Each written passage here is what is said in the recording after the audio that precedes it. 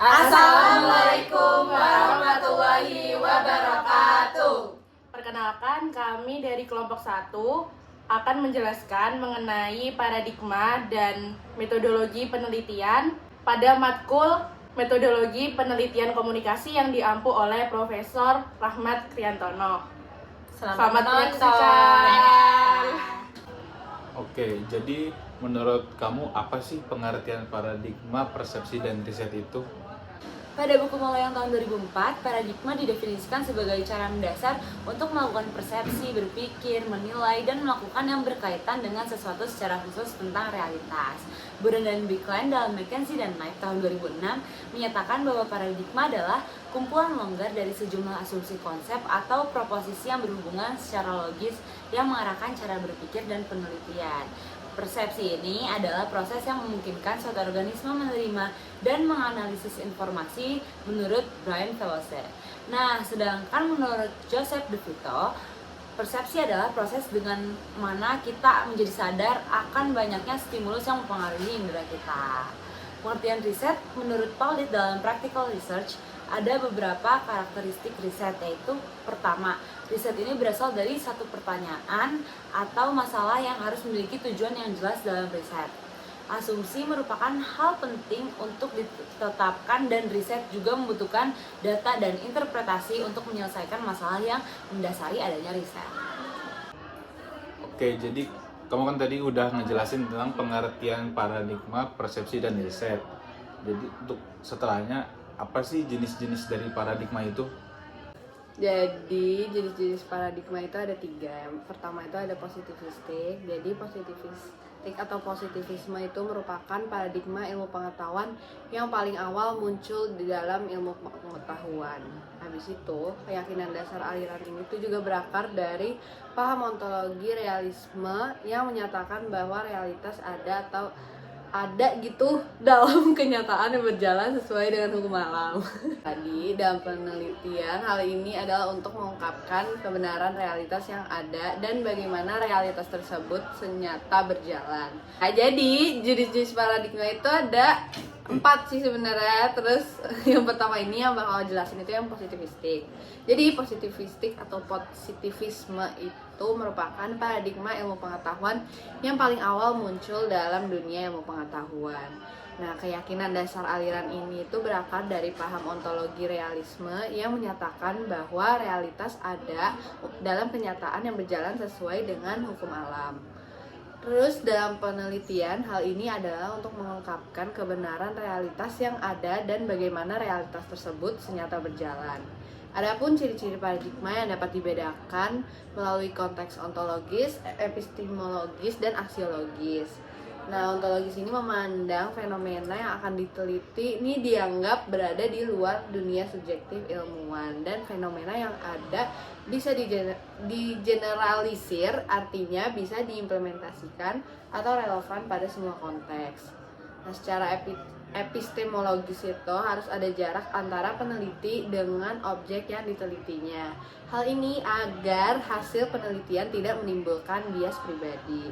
Nah, kalau secara aksiologis itu positivistik haruslah value free atau bebas nilai, dengan kata lain subjektivitas yang meriset tidak boleh masuk ke dalam penelitian.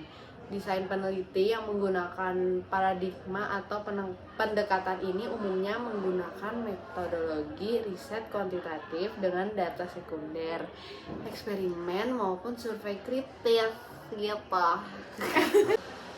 Oke, selanjutnya ada paradigma kritis.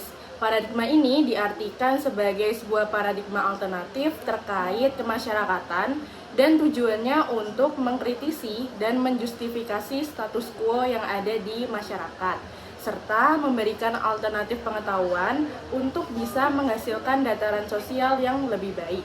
Dalam paradigma kritis ini terdapat beberapa ciri. Yang pertama, secara ontologi. Secara ontologi, realitas yang teramati merupakan realitas semu yang telah terbentuk oleh proses sejarah, kekuatan-kekuatan sosial, budaya, ekonomi, politik, dan terdapat ketidaksederajatan karena dominasi yang satu terhadap lainnya. Realitas tersebut terkristalisasi sepanjang waktu dan dianggap sebagai realita. Hal tersebut menyebabkan realita menjadi alamiah dan tidak terbantahkan. Lalu ciri yang kedua adalah epistemologi, yang mana riset dan yang dirisetkan diasumsikan berhubungan secara interaktif, di mana hubungan antara riset dengan realitas yang diriset selalu dijembatani oleh nilai-nilai tertentu. Pemahaman terhadap suatu realitas itu merupakan sebuah value mediating finding, di mana nilai-nilai preset menjadi bagian tak terpisahkan sama dengan interpretasi yang mengkaji pemaknaan secara bebas. Lalu untuk ciri yang terakhir ada aksiologi, nilai etika, dan pilihan moral yang merupakan bagian tak terpisahkan dari suatu riset. Artinya, riset berusaha mengkritik dan mengubah relasi sosial dengan memberdayakan masyarakat agar paham kualitas yang sebenarnya yang tersembunyi. Tujuannya untuk kritik sosial transformasi, emansipasi, dan social empowerment tentang situasi empiris yang dianggapnya sebagai realitas yang sebenarnya, di mana makro level analisis yang mengeksplorasi struktur-struktur dominan yang menciptakan virtual reality dan dianggap individu sebagai realitas sebenarnya. Oke. Nah, kita akan masuk ke bagian konstruktif. Nah, untuk konstruktif ini merupakan sebuah penelitian yang berbau kualitatif. Nah, konstruk ini juga memposisikan peneliti sebagai insan yang general. Tujuannya itu untuk meneliti struktur-struktur sosial dan membuatnya jelas sebenar-benarnya dengan arti yang sebenar-benarnya. Nah, untuk selanjutnya terdapat bagian ciri-ciri. Nah, kita bisa langsung ke secara ontologinya. Nah, secara ontologi, paradigma konstruk ini itu memposisikan penelitian sebagai suatu penelitian yang kualitatif. Nah, kualitatif pada aspek ontologis ini berarti penelitian itu tidak sepenuhnya subjektif, namun juga tidak sepenuhnya objektif. Dengan artian bahwa penelitian ini dipengaruhi oleh waktu, pengalaman, serta konteks di mana peneliti itu melangsungkan penelitiannya. Selanjutnya ada aspek epistemologi. Nah, pada aspek ini, peneliti merupakan suatu pelaku yang menjadi jembatan atau terhubung antara objek penelitian dengan penelitiannya. Maka dari itu, aspek nilai-nilai peneliti di belakang itu tidak dapat dipisahkan dengan objek penelitiannya. Selanjutnya, yang terakhir adalah aksiologi. Nah, aksiologi itu kebermanfaatan peningkatan penelitian adalah sebagaimana memahami fenomena sosial ataupun struktur sosial itu adalah hal yang tidak dapat dipisahkan, seperti positivistik ataupun dengan paradigma lainnya. Konstruk ini juga hampir mirip dengan post-positivistik, namun konstruk itu lebih menggabungkan nilai-nilai peneliti dengan objek penelitiannya. Paradigma post-positivistik ini mulai muncul setelah Perang Dunia Kedua. Kenapa setelah Perang Dunia Kedua? Karena adanya kritikan terhadap paradigma positivistik. Nah, kritikan ini muncul akibat adanya arus data kualitatif yang besar dalam tradisi positivistik. Kemudian muncullah paradigma post-positivistik ini. Nah, dalam paradigma ini, realitas itu dipandang sebagai sesuatu yang real, tetapi cara pemahamannya itu tidak sepenuhnya sempurna atau tidak sepenuhnya objektif, karena masih memungkinkan pemaknaan dari individu yang melakukan riset dan untuk ontologinya pada post-positivistik itu.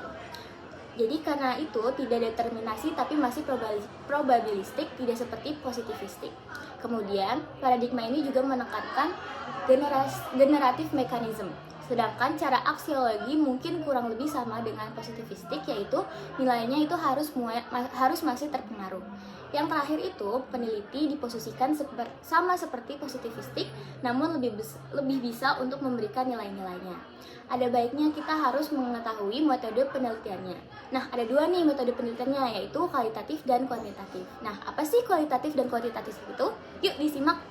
Penelitian kualitatif dan kuantitatif adalah penelitian kualitatif dan kuantitatif disebut secara beragam, paradigma sebagai metode riset, metode pengumpulan data, atau sebagai jenis riset. Istilah yang digunakan dalam kualitatif dan kuantitatif tetapi penggunaannya harus pertama, konsisten, jangan bertumpang tindih dalam satu laporan riset.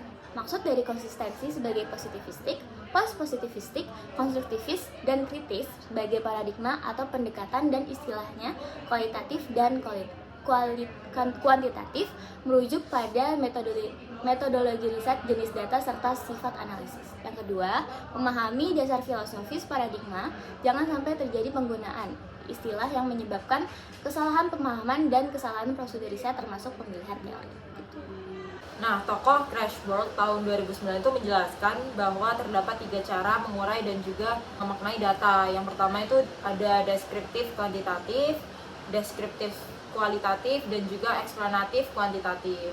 Riset berdasarkan paradigma konstruktivis dan kritis sering disebut riset kualitatif, dan riset berdasarkan paradigma positivistik yang juga disebut riset kualitatif.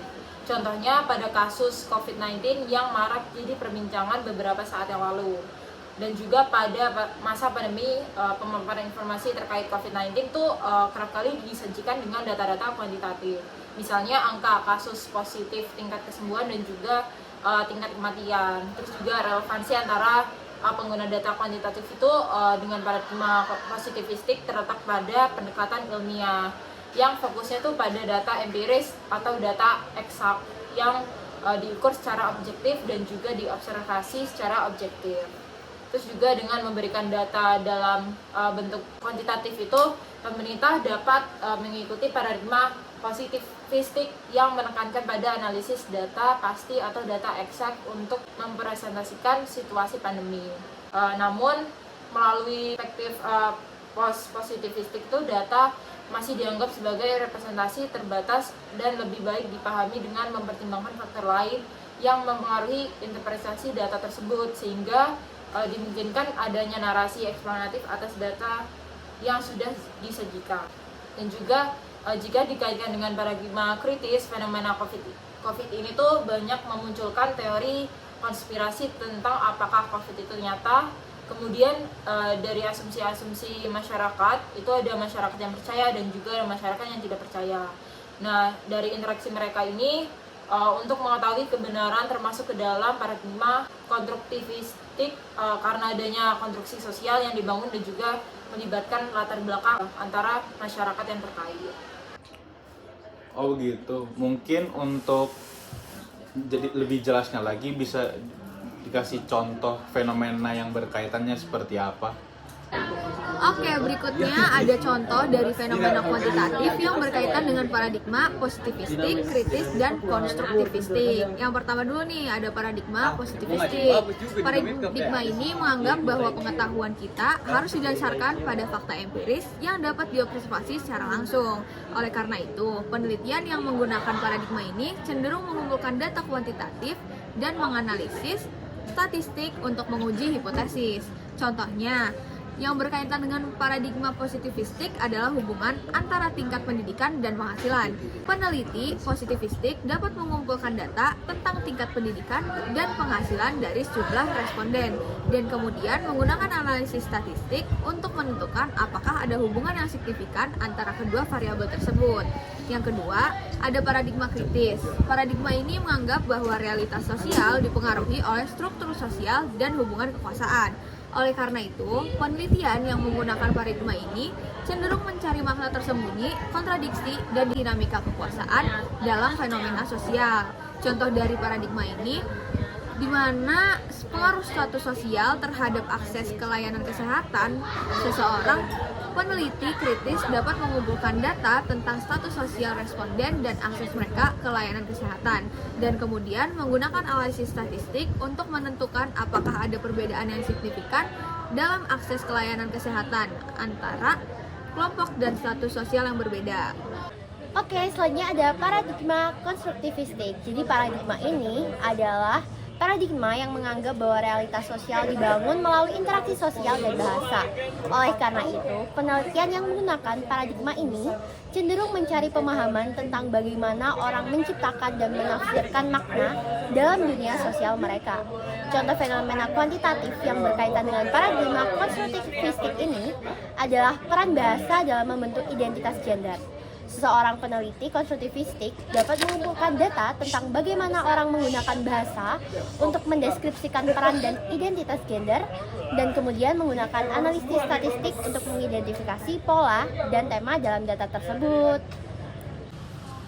Oke, jadi itu dia penjelasan dari kelompok kami. Kami minta maaf kalau ada kesalahan dan pemaparan yang kurang tepat. Nah, kami berharap dari pemaparan yang telah kami sampaikan tadi, teman-teman tuh udah mulai mengerti gitu loh tentang apa itu paradigma, terus kemudian apa itu Kuantitatif, kualitatif, begitu. Mungkin sekian dari kelompok kami ya.